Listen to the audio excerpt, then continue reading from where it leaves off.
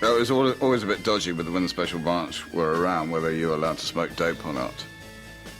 Because it was clearly perfectly normal for everyone to smoke dope during these evenings, as we were all kids of the 60s. When the Special Branch were around, you know, you're always worried a bit whether, you know, as soon as you sparked up, whether they would arrest you. There was one bloke in the Special Branch that Salman was rather friendly with. Didn't have a sense of smell at all. So it was all right to smoke dope around him because he didn't notice. Wherever Rushdie went, his special protection officers were always by his side. They made you go to the front door, and the police took their positions behind you with their guns out, and you knew that if you opened the door, you would be the first to go. Someone had come to my place, and we were just having something to eat in the front room.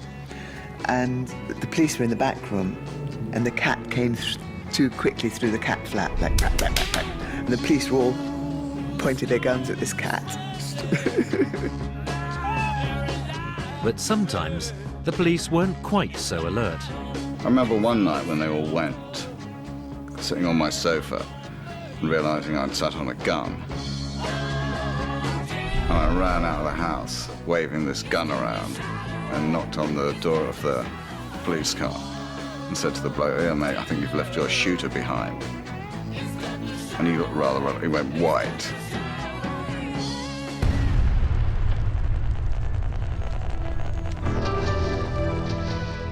Rushdie's supporters and critics were brought face to face in a TV debate. I was called onto the Hypotheticals program, and I thought that, yeah, one mustn't be cowardly about it. Farooq Dondi, can you see a film being made of the Satanic verses? I can see a part of the Satanic verses being transformed into a rather good film. There is the autobiographical piece in which Salman talks basically about a character such as himself. And I think that the quality of invention in that section, in that dimension, is really lively and can make a spanking good cinematic story. Suddenly, Dondi was interrupted by a group of people in the audience. They started shouting at the other end of the table. I don't know if the camera was active then, but they started saying, "Kill him, kill him." Any reproduction of this book in any form whatsoever will entail death for the perpetrator, such as Mr. Dondi there, sort of. And I thought, crikey, is what I thought. Make sure it's the right person. Another participant was the Muslim convert Yusuf Islam, formerly the singer Cat Stevens. He also supported the death sentence on Rushdie. He was asked if he would give him shelter. Yes, I'd try to phone the Ayatollah Khomeini and tell him exactly where this man is. Would you go to a demonstration where you knew that an effigy was going to be burnt? I would have hoped that it'd be the real thing, but actually, no, if it's just an effigy, I don't think I'd be that moved to go there. Well, I am. Faye Weldon was also taking part in the programme. Though I do wish the superintendent over there would come over and arrest this man here for inciting on television people to violence, implicitly and otherwise. It seems extraordinary. He looked confused because it was a television programme, and yet you could see that he'd done something terrible. And how dare he? And why was the police not protecting the people and us? Thank you all. As soon as the program finished, the researcher came up to me and said, "Would you like to change your room? Or would you like to go to another hotel?" And I said, "No, absolutely not, you know. I'm not scared of these guys." But I didn't stay for dinner at the hotel. I rushed out and ate somewhere else. And came back, stole into my room, and then barricaded it with tables and chairs so that at least I'd have a warning if somebody broke into the room at night. But I didn't want to show that I was afraid of them. Ironically, the fatwa had turned the novel into a bestseller. But many Muslims still wanted it withdrawn from circulation. 70,000 of them gathered in London in a last-ditch attempt to get the book banned and the blasphemy laws changed. It was almost a last throw of the dice, you know. Every effort was put in to demonstrate with huge numbers and convey our feelings in as lawful a manner as we could. There was a real carnival atmosphere almost. But the mood turned ugly when a group of radical young Muslims tried to wrest control of the march. It was sick. And also, I mean, you have to remember that he was aware that his young son might see this, to see effigies of his father burnt.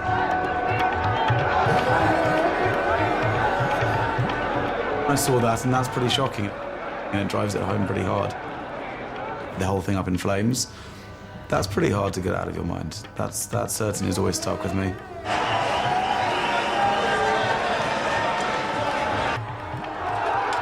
When the march reached Westminster, fierce battles broke out between Muslim youths and the police.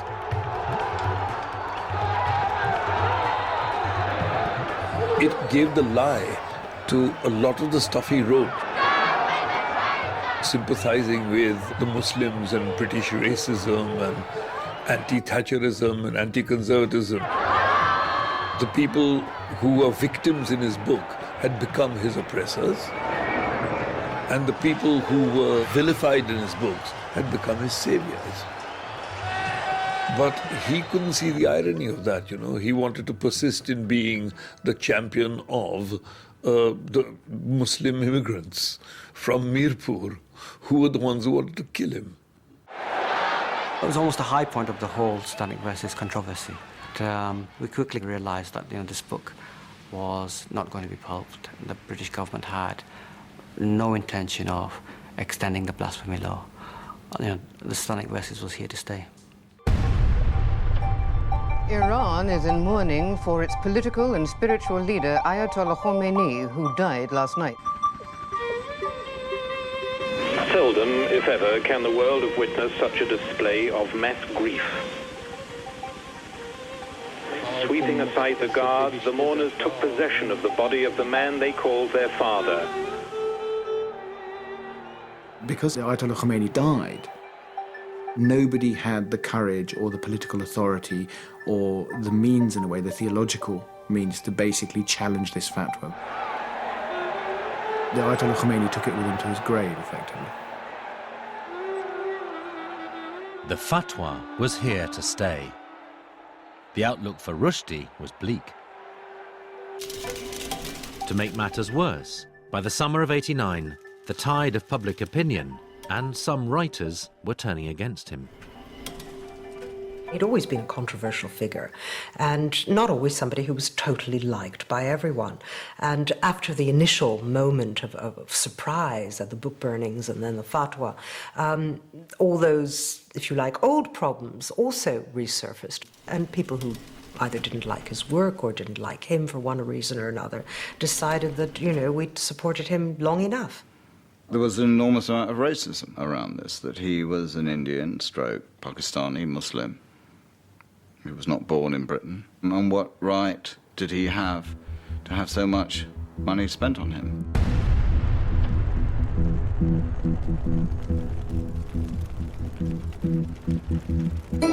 Anti-terrorist detectives are still investigating yesterday's explosion in a London hotel, which killed a man who'd been working with a bomb. A previously unknown group in Beirut named the dead man and said he was preparing an attack on the author Salman Rushdie. Just weeks after a failed attempt against his life, Rushdie announced the breakup of his marriage to his American wife, Marianne Wiggins. She blamed the pressure of living under the fatwa.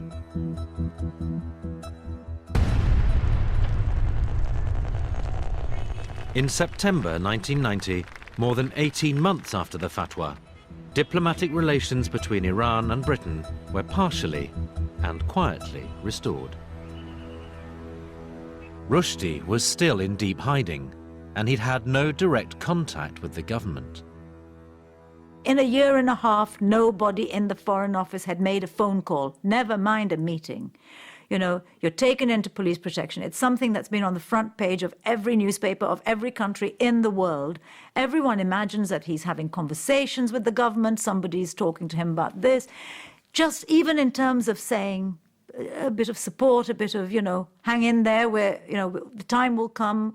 Just a courtesy call. My goodness, you'd get a courtesy call. Nothing. Such deliberate silence. If that doesn't convey deep hostility, what does? They thought he was a nuisance, possibly somewhat bumptious, certainly expensive, an inconvenience. Isolated and feeling abandoned, Rushdie was desperate to find a way out. He gave his first TV interview since the crisis broke. Well, it's difficult. It's quite difficult to talk on television about pain, but because it sounds awful most of the time. But it is, it has been. There's one way of answering the question, which is to say, I'm fine. And most of the time, that's what I say, even to myself, because it's, that's useful. But actually, it's been hell. And there are great losses in it. For example, a thing that has always been of, central importance in my writing is the city of Bombay. And, God knows when I'll ever be able to go there again. Watching the programme was the moderate Muslim leader, Hesham el-Asawi. I thought, what's this? This man claims to be an atheist. And now he's saying, God knows when will I walk the streets of Bombay again? What's an atheist man talking about God for? So I thought, maybe... You didn't think it was just a figure of speech? I didn't think it was a figure of speech. I thought that he was genuinely saying that. It sounded genuine to me.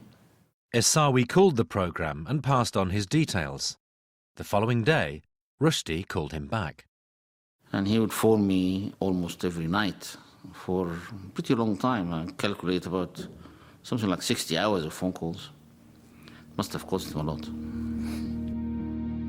Rushdie asked Asawi to meet him, but organising a meeting with a marked man was no easy matter. Special branch was involved in this, and they came and collected me from my home, and they nearly killed me through their procedures. They first took me to Primrose Hill. It was a cold day, and I thought I was going in a car, so I was lightly dressed. I didn't realize that I was going to be left in the cold, sitting on a bench for about 45 minutes until another car comes and picks us up from the other side, went to another park, and the same thing happened again. After a few hours, the police and their charge reached their final destination, a book warehouse where Rushdie was waiting inside. He was quoting various Muslim scholars and so on. And then I said to him, but listen, you really are arguing with these people, but you're not one of them. You're not on the same plane because you don't have anything in common. You're not a Muslim. He said, yes, I am. I said, what? You are a Muslim? He said, yes, I am. And he said it in such what appeared to me to be extremely sincere voice. Asawi devised a plan to help Rushdie to convert to Islam. He secured the backing of President Mubarak of Egypt and 6 prominent Muslim clerics. The clerics were invited to a meeting with Rushdie at the high-security police station, Paddington Green, on Christmas Eve, 1990. I recall one of the imams asking him if he is putting up a show in order to save his own skin. And Rushdie vehemently denied that he was. And he said, how could I? I would be losing credibility straight away with everyone. As a gesture of goodwill, Rushdie agreed to cancel the paperback, and the clerics accepted his conversion. Asawi arranged a press conference that same afternoon to announce the news. Materialism. Hello? Hello, it's Armand. Yes, hello. Well, we just started. We are on time. Good. Well, this is Rushdie now on the phone. I wish to say that this is the community which is closest to my heart, and for me to come closer to it is, for me, a great source of joy. And I was happy to see that that joy seemed to be reciprocated. But Rushdie had told none of his friends or family about his plans. I got a phone call, and it was a press person who said, so I see that Mr. Rushdie's reconverted to Islam. And I said, what? That's nonsense, put the phone down, called up Salman, and he said, very, very sort of shamefacedly, yes. He said, well, yes, I have. I don't think any of us really believed it. I think everyone thought, oh, we're just going to try that now to get out of it.